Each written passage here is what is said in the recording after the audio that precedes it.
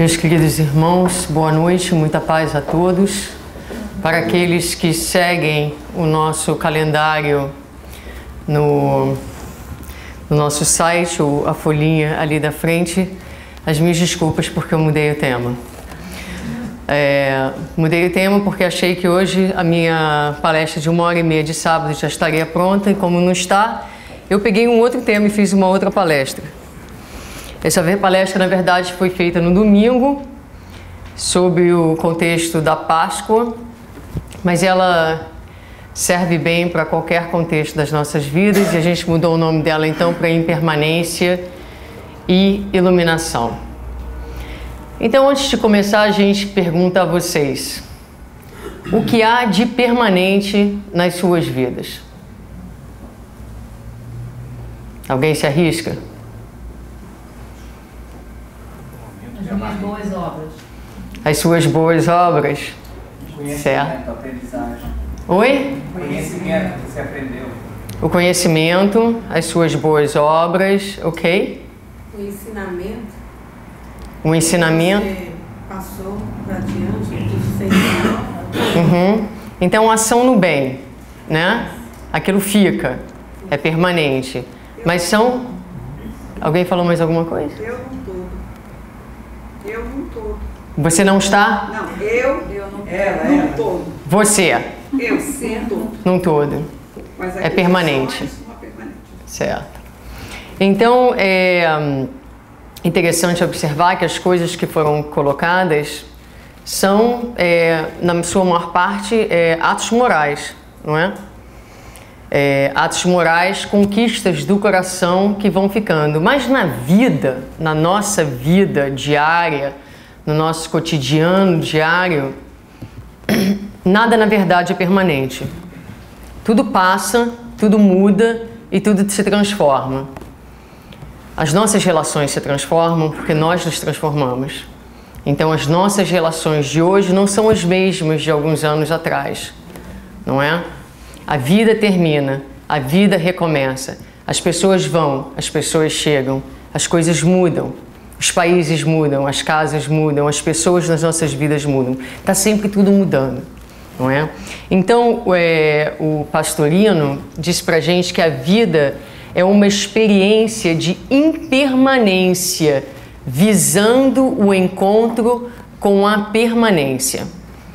Então, quando nós encarnamos, quando nós nascemos em espírito, nós vamos passar por situações, por circunstâncias de impermanência para que a gente ache a única coisa que é verdadeiramente permanente. Duas coisas são verdadeiramente permanentes: a vida em si, que nunca acaba, e o espírito que é imortal na sua essência. Fora essas duas coisas, e Deus é óbvio, fora essas duas coisas, tudo na vida passa, se transforma de alguma forma, e é nessas experiências de transformação que nós vamos de encontro à única coisa que não se transforma, no sentido de ser uma unidade, né, como a Jara estava falando, uma essência que continua, que é o nosso espírito. Então, se nós observarmos a nossa vida, ela é feita de rituais de passagem, de rituais de transformação. E por isso falávamos sobre isso domingo, que é Páscoa, celebração de passagem, celebração de transformação, celebração da ressurreição, não é? Mas, como nós falávamos no domingo também, a nossa vida é uma eterna Páscoa. Porque na impermanência nós somos convidados a eternos renascimentos, para que através dos renascimentos, da morte do antigo, para a transformação, para a chegada do novo, nós atinjamos o patamar que buscamos da iluminação e da paz. Então, Leon Denis fala de uma forma extremamente poética no livro Grande Enigma, no capítulo A Lei Circular, ele diz: a lei circular preside a todos os movimentos do mundo. É preciso renascer Essa é a lei comum do destino humano. Então, Denis fala dos renascimentos, Denis fala das estações, Denis fala do processo de amadurecimento do homem na passagem da meninice para a maturidade, para a fase mais madura, e de todo esse processo de transformação e de passagem, onde há sempre alguma coisa que se deixa para trás para que outra coisa nova seja adquirida e seja ganhada. Ganha. Dentro do contexto, deixa eu voltar aqui para cá. Fora do ritual de passagem, a gente mencionou aqui o ritual de passagem da velhice, das fases de amadurecimento, do qual fala Leon Denis, mas há vários outros rituais de passagem dentro da nossa vida. Então, o maior deles talvez seja nascer. Nascer é um dos grandes rituais de passagem. Passagem da vida do espírito para a vida de encarnados. Talvez um dos rituais de passagens mais difícil, porque nós mergulhamos dentro do desconhecido. Imagina a ansiedade que é para a gente encarnar. Eu sempre penso comigo mesmo, que bom que eu já encarnei. Porque essa etapa de antes de encarnar deve ser uma etapa que traz muita ansiedade para o espírito.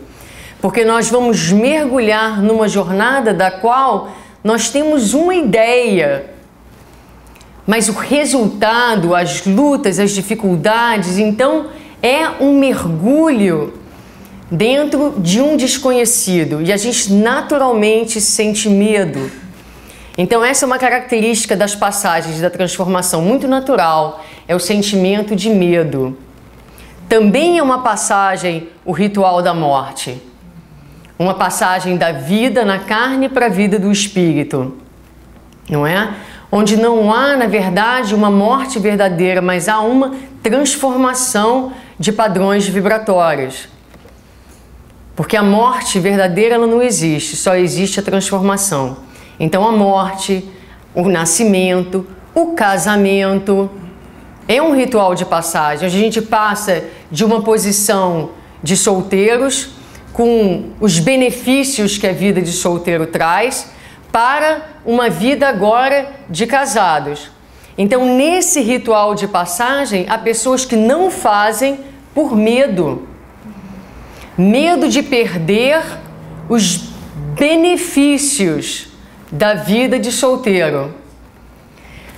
Mas a gente tem medo de perder os benefícios da vida de solteiro porque a gente não sabe do que nos espera no outro lado para aqueles que conseguem vivenciar o ganho de uma verdadeira relação de amor, onde o sentimento de liberdade permanece. Porque só nas relações egoístas e passionais se perde a liberdade. A relação de amor amadurecida é uma relação de liberdade, é uma relação de crescimento conjunto, de dividir de planos, de projetos, mantendo-se a individualidade, respeitando o momento do outro, a travessia individual do outro. Então, aquele que fica paralisado no medo e não faz a travessia porque pensa que vai perder alguma coisa, pensa simplesmente porque não entende ainda os benefícios de uma relação de amor. Difícil de construir, não há a menor dúvida.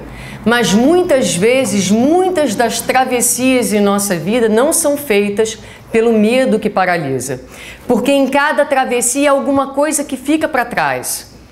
Há necessidade de se abrir mão de alguma coisa para ir ao encontro de alguma coisa melhor. E é exatamente isso, então, que a doutrina espírita, que o Evangelho de Jesus nos convida a fazermos essa travessia, essa passagem. Como diz Paulo em sua carta aos Romanos, e não vos conformeis com este mundo, mas transformai-vos pela renovação do vosso entendimento, para que experimenteis qual seja a boa, agradável e perfeita vontade de Deus.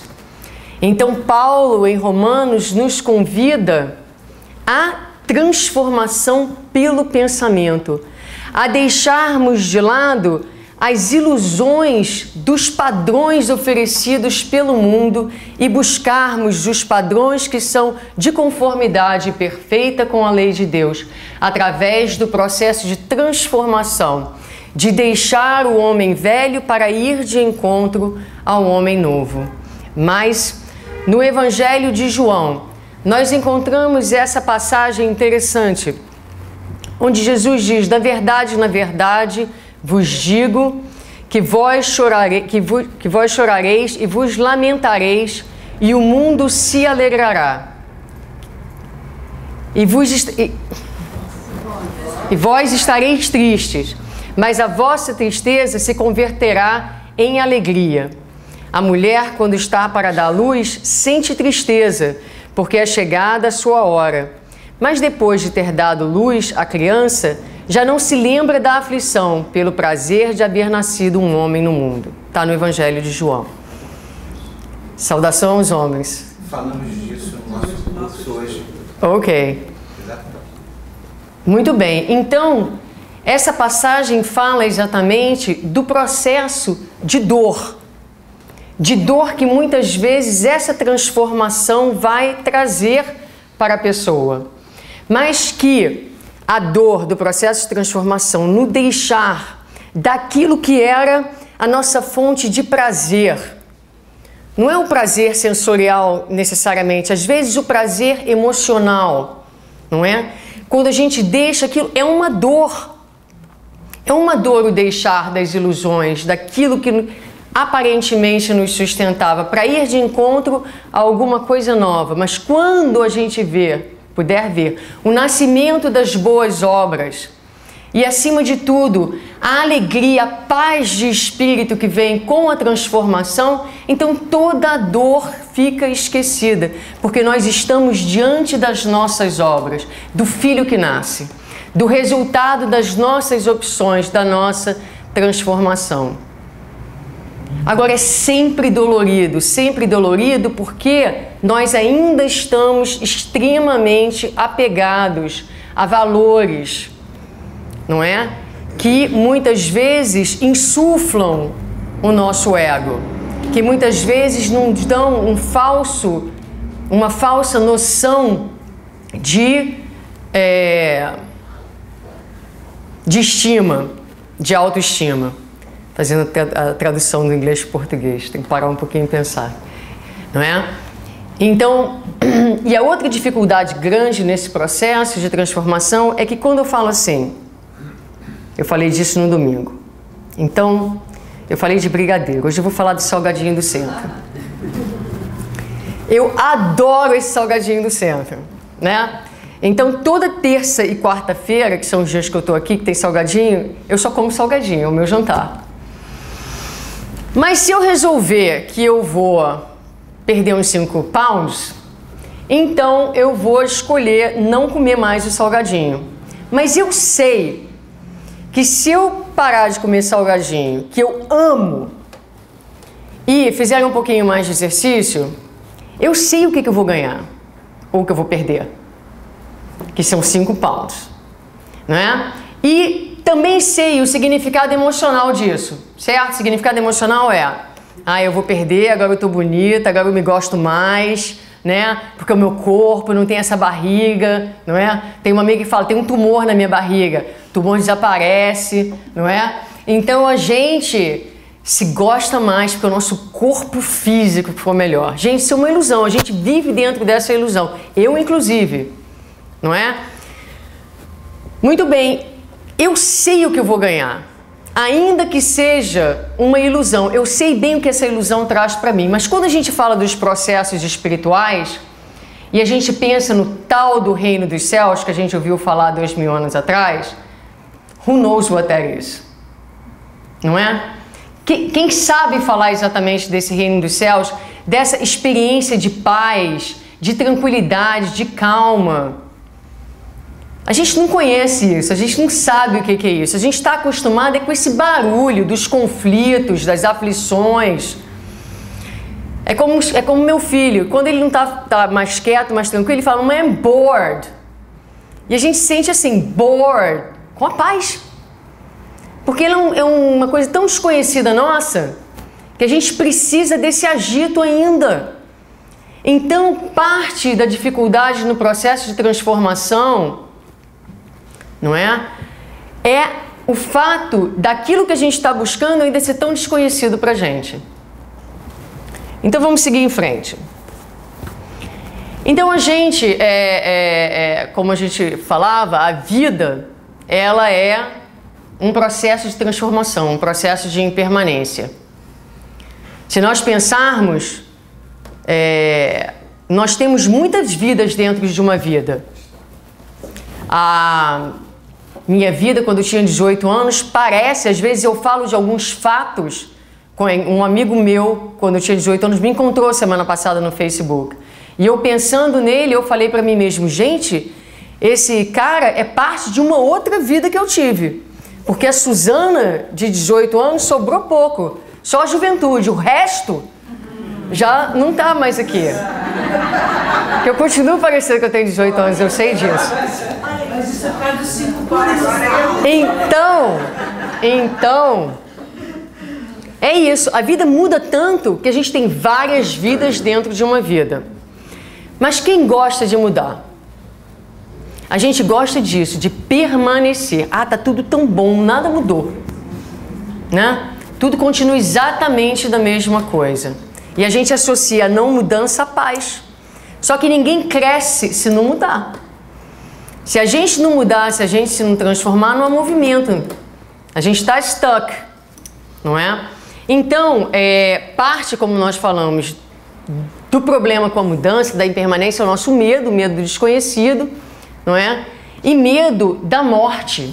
Porque para a gente renascer, a gente tem que morrer.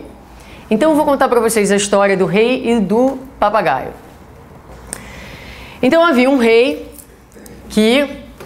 O tempo está curto hoje. Havia um rei que foi à África porque ele queria encontrar umas coisas diferentes, ornamentos diferentes, umas coisas raras para o palácio dele. Quando ele chega na África, ele encontra esse bando de papagaios mágicos, falantes, e ele fala, vou levar um papagaio desse, vou tentar pegar esses papagaios. Consegue pegar um, pega o papagaio, leva o papagaio de volta para o palácio dele, compra uma gaiola de ouro, põe o papagaio lá dentro e começa a cuidar do bichinho. Qual é a graça, menina? E começa a cuidar do bichinho. Ok, I'm gonna say parrot. E começa a cuidar do animal, do bird. Cuida bem, dá comida para ele. Os servos do palácio também cuidam muito bem. E ele toda noite, antes de se deitar, ele sentava e ele ficava horas conversando com o bicho. Até que um dia ele começou a se acostumar com essa vida de ficar dentro da gaiola de ouro, essa vida completamente diferente. E certa manhã o rei chega para ele e diz, olha, eu vou voltar para a África e quero saber se você tem algum recado que você quer dar aos seus amigos. Ele falou, quero sim. Diga aos meus amigos e irmãos que Vossa Majestade me colocou dentro de uma gaiola de ouro, que eu estou feliz, que Vossa Majestade me alimenta, os servos, que Vossa Majestade conversa comigo, que eu tenho uma vida muito boa. O rei vai para a África, encontra os outros papagaios e dá exatamente a mensagem que foi dada pelo bichinho. Assim que ele dá a mensagem, todos os papagaios de todas as árvores começam a chorar e caem como se estivessem mortos no chão. O rei se assusta, não entende o que tinha acontecido. Fica surpreso e pensa, talvez eles estejam sentindo muita falta do outro que eu levei, do irmão que eu levei. Talvez eles estejam com muita saudade. E volta. Chegando no palácio, ele conta exatamente o que aconteceu. Conta a história por inteiro, falando, narrando da morte dos seus irmãos e amigos.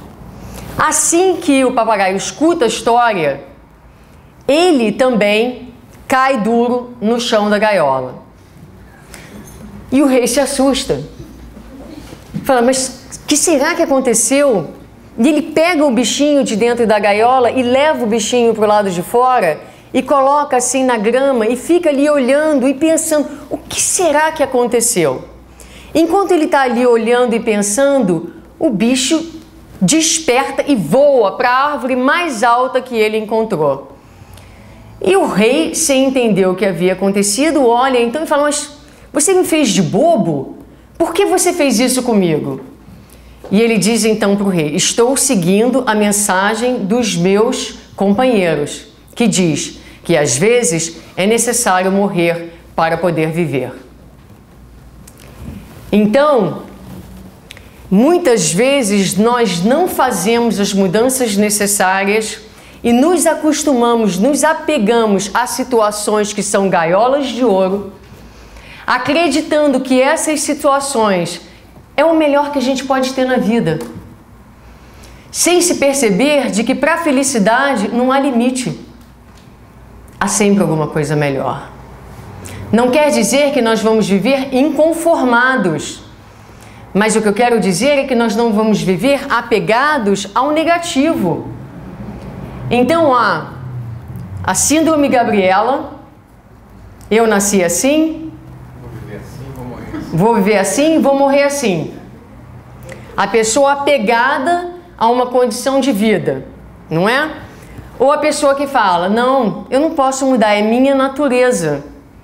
O que em verdade é uma grande contradição, porque não há nada mais transformativo e dinâmico do que a natureza. Ou a pessoa que fala, se melhorar estraga, e não é o Ivan. Mas muitas pessoas falam isso pensando que realmente a situação não pode melhorar, a situação pode melhorar sempre. Então, por exemplo, eu tinha um emprego que eu achava que era a gaiola de ouro, era tudo de bom. E eu tinha muito medo de mudar. Até um dia que alguém chegou e falou para mim assim, olha, tem vida lá fora, mais vida do que essa vida que você tem aí dentro. E aí eu senti o medo, porque o medo é natural. Mas o que a vida pede pra gente é que a gente reconheça o medo e ainda assim ande. Porque não tem nada errado em ter medo. O que tem errado é em ficar paralisado pelo medo. Então, a gente morre, perde, porque quando você sai de um lugar onde você passou 10 anos, você perde as relações, você perde o ambiente, você perde o que havia sido construído para ir construir novas relações, para começar uma nova história, uma nova vida, um novo capítulo, para que coisas novas, momentos novos, novas circunstâncias e eventos entrem na sua vida, promovendo o progresso. O pior dos apegos às circunstâncias negativas acontece quando a gente vai contar essa historinha para ilustrar essa situação. Então havia um escritor americano que estava viajando e num determinado momento no deserto ele resolve parar e abastecer o carro. E ali havia sentado um velhinho com um cachorro. E ele percebeu que o cachorro uivava em dor. E ele perguntou então para o velhinho, mas por que esse cachorro está uivando de dor? E o velhinho disse, porque ele está deitado na tábua. E o escritor falou, mas só isso? E ele disse, há um prego na tábua. E o escritor perguntou, e por que ele não se levanta? E o velhinho respondeu, porque a dor é suficiente somente para ele uivar, não para se levantar.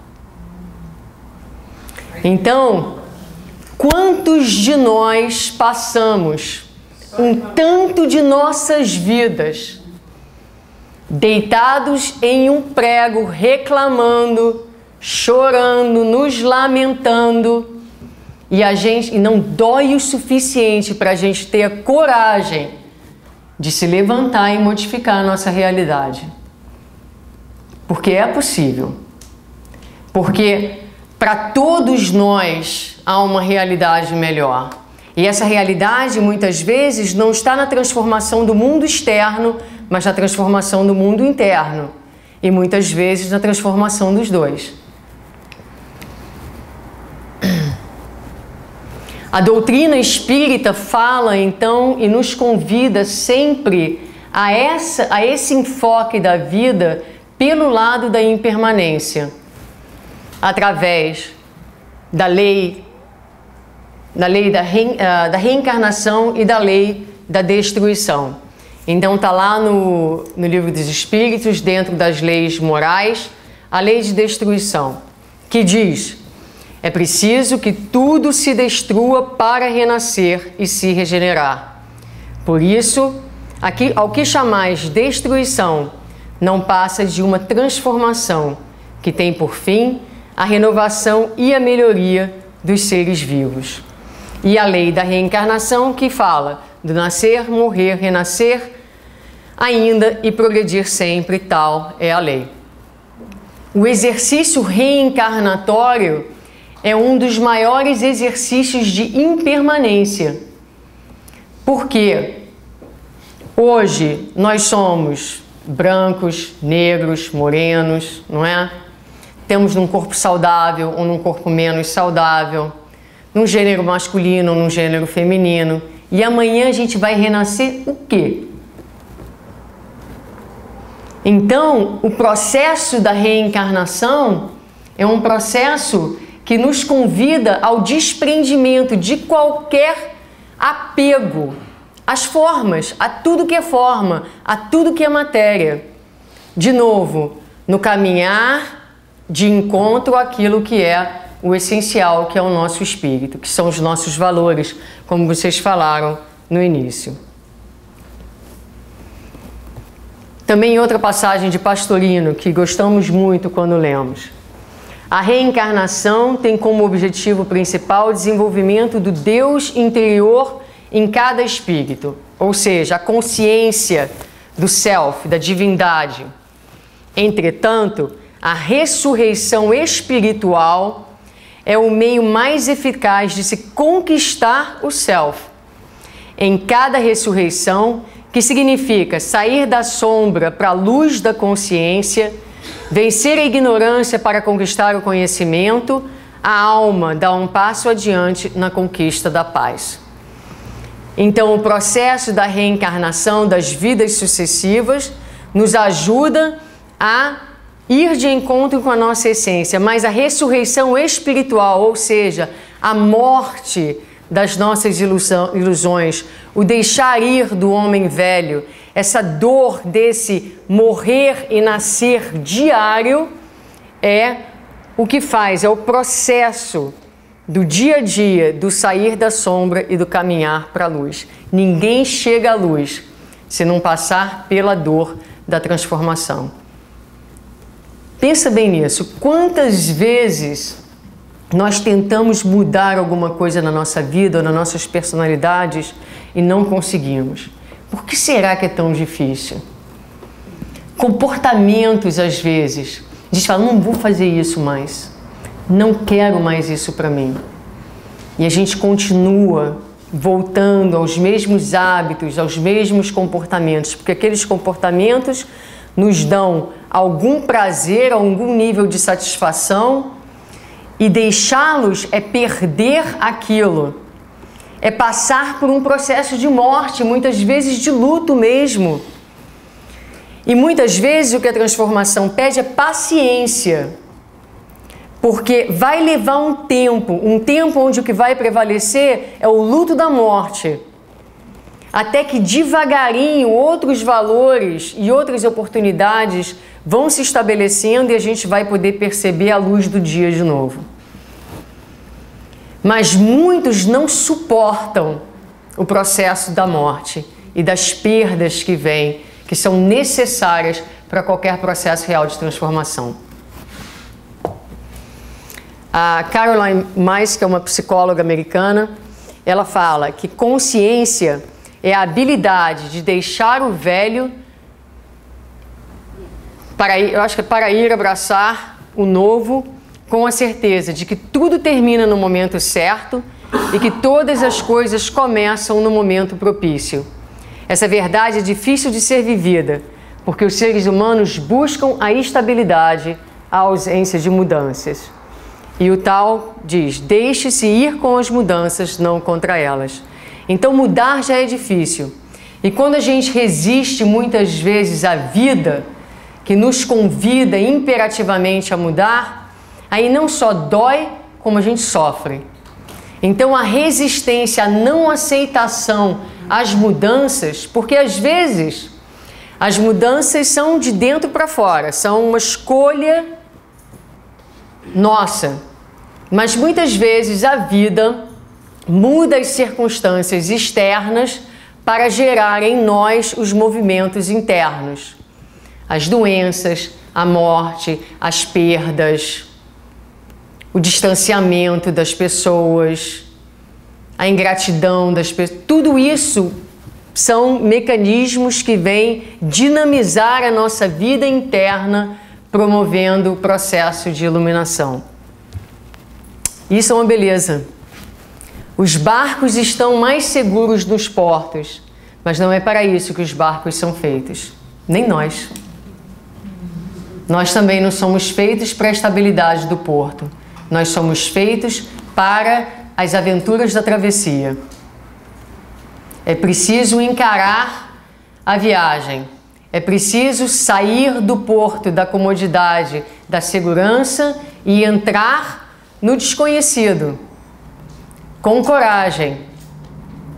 Porque senão a gente vai ficar na estagnação daquilo que a gente conhece. Então, para a gente começando a terminar, muitas das ideias que a gente está passando para vocês vêm desse livro do Karl Mascarenhas chamado Mudando para Melhor, Programação, Neurolinguística e Espiritualidade.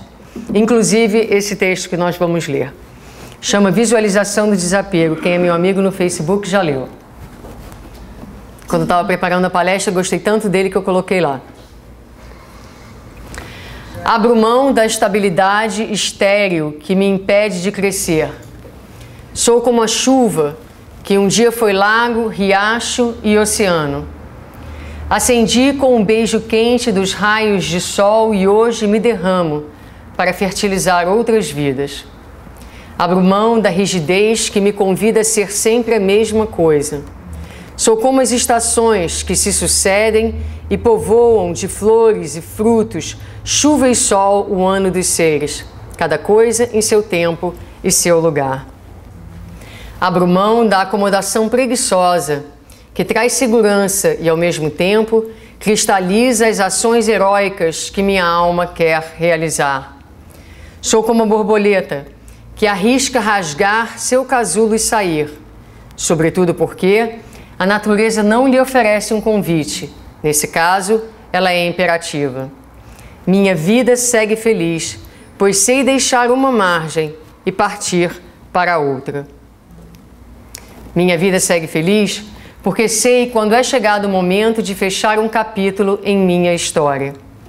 Minha vida é feliz, pois agradeço a tudo o que já me chegou pela contribuição que trouxe e, com o peito cheio de paz, despeço-me, abrindo assim espaço para novas experiências. Não retenho, não enclausuro, nem me apodero daquilo ou daqueles que chegam em minha vida. Apenas cresço com tudo e todos. E deixo ir quando já cumpriram o seu papel em minha companhia, se assim for importante. Ó. Stuck.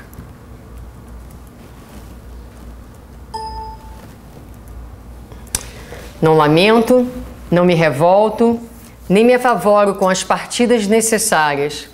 Apenas reconheço o que sinto para em seguida deixar ir, abrindo espaço para o que vai chegar. Não me desespero, não me aflijo, nem blasfemo com os instantes de desfazimento que uma perda ou uma transformação promovem. Antes, agradeço a Deus pelo bem que é a renovação contínua. Portanto, deixo ir. Sou feliz em ver que o momento de construção sempre aparece depois do momento de destruição. Sou feliz por saber que sou uno com o fluxo da vida.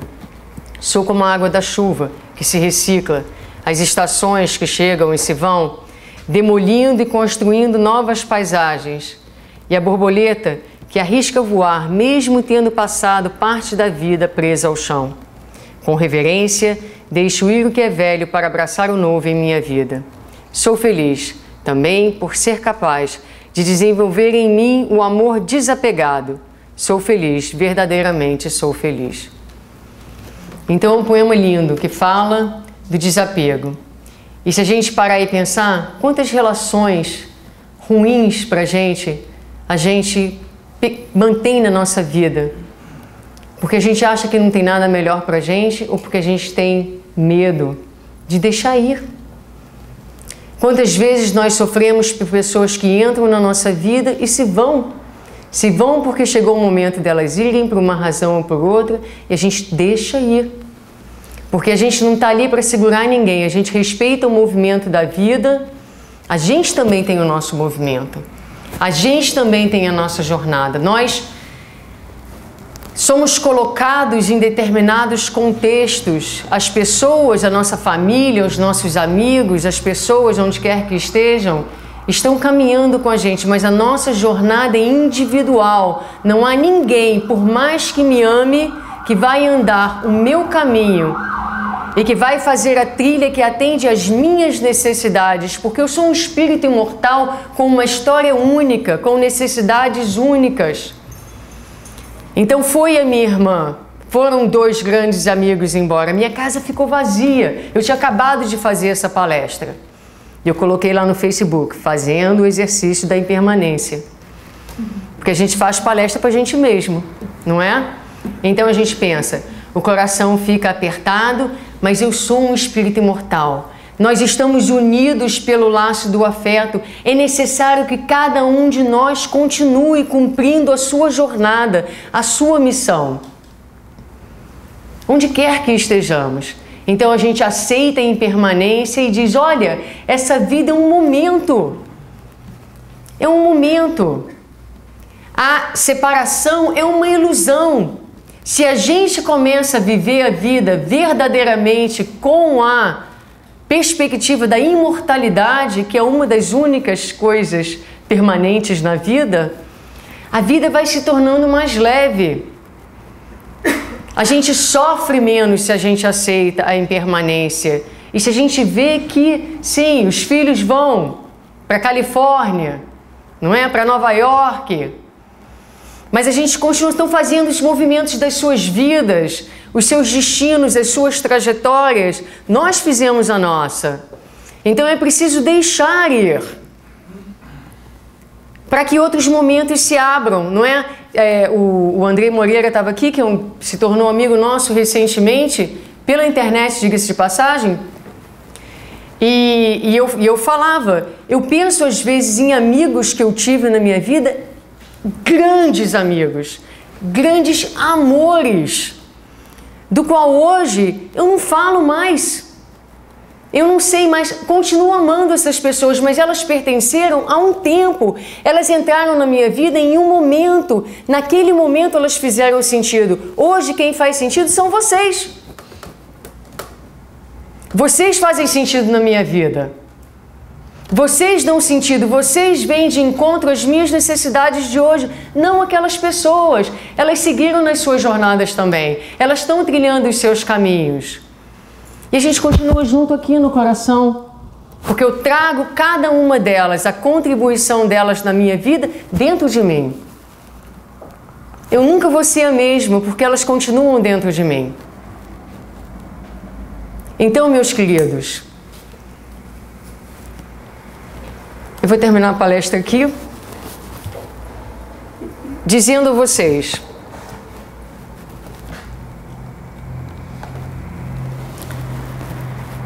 que a gente vai ter, no transcorrer da nossa vida, muitos momentos, a gente vai ser chamado a muitos momentos de transformação, a muitos momentos de perda, muitos momentos onde a gente vai deixar o porto. Eu me lembro, me vem agora à mente, né? Não era para falar dos níveis de transformação, porque minha mente está indo para o outro lado, mas vem agora à mente dos cristãos. Você imagina que os cristãos, aqueles discípulos da primeira hora, que se amavam profundamente, E aí Paulo chegava numa igreja e ele dizia assim, mas agora eu tenho que ir.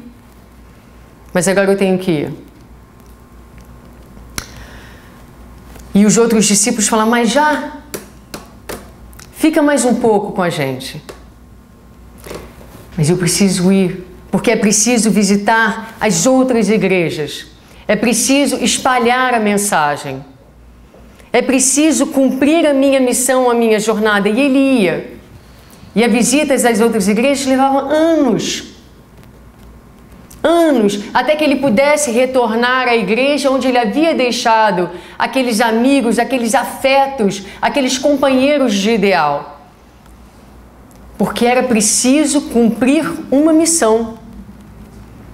Ele tinha, Paulo nesse caso, ele tinha uma missão, ele tinha uma jornada individual. E todos nós temos. Então, que o medo não nos paralise e que a dor da saudade, que é legítima, seja suavizada pela ideia da impermanência e pela certeza de que onde quer que nós estejamos, estaremos sempre unidos em coração. Mas é preciso que nós deixemos o porto corajosamente em busca da nossa iluminação. Muita paz a todos.